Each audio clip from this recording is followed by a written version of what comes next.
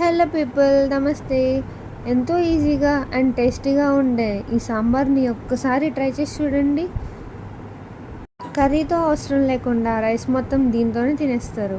ముందుగా నానబెట్టుకున్న పప్పుని ఒక 3 విజిల్స్ వచ్చే వరకు ఉడికించుకుని పక్కన పెట్టుకోవాలి. తర్వాత స్టవ్ మీద ప్యాన్ పెట్టి అందులో ఆయిల్ వేసి జీలకర్ర, ఆవాలు, ఎల్లుల్లిపాయ, ఎండుమిర్చి, కరివేపాకు వేసి ఫ్రై చేసుకోవాలి. తర్వాత చిటికెడు ఇంగువ కూడా వేసుకుని ఫ్రై చేసుకోవాలి.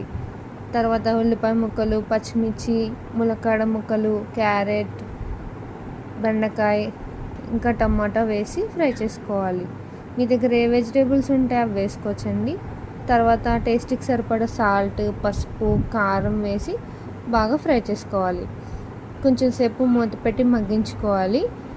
చూడండి, మగ్గింది కదా. ఇప్పుడు చింతపండు రసం అందులో యాడ్ చేసుకోవాలి. ఈ రసం మరిగిన తర్వాత ముందుగా మనం ఉడికించి పెట్టుకున్న పప్పుని ఇందులో వేసుకోవాలి.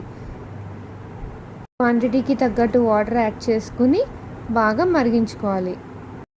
ఈ స్టేజ్లో ఒకసారి సాల్ట్ అది అడ్జస్ట్ చేసుకుని లాస్ట్లో కొత్తిమీర ఇంకా సాంబార్ మసాలా యాడ్ చేసుకుని కాసేపు మరిగించుకోవాలి.